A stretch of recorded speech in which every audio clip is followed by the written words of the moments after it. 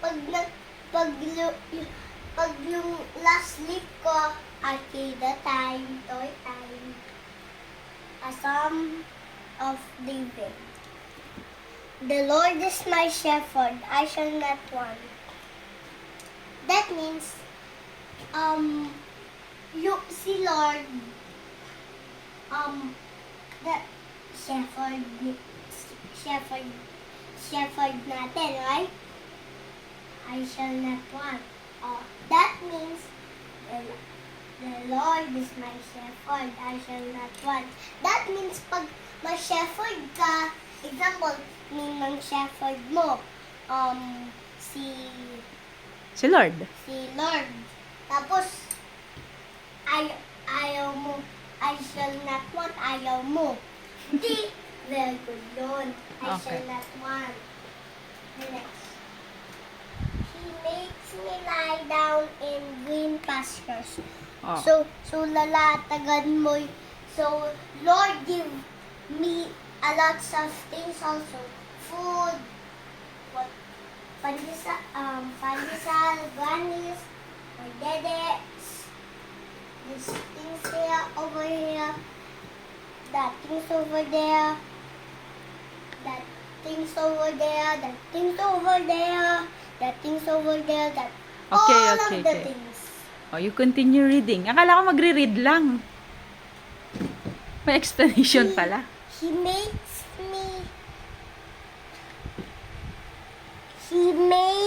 me lie down in, he leads me beside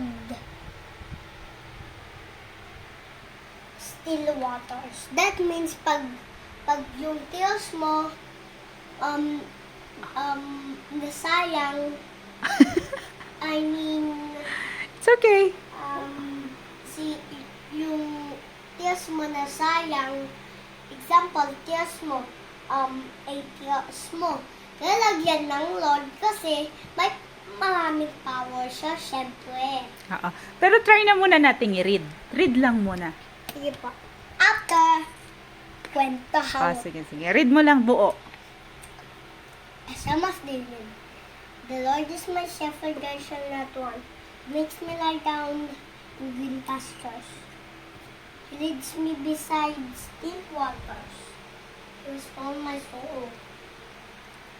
He leads me in paths of righteousness for His name's sake. Even though I walk through the valley of the shadow of death, I will fear no evil, for you are with me.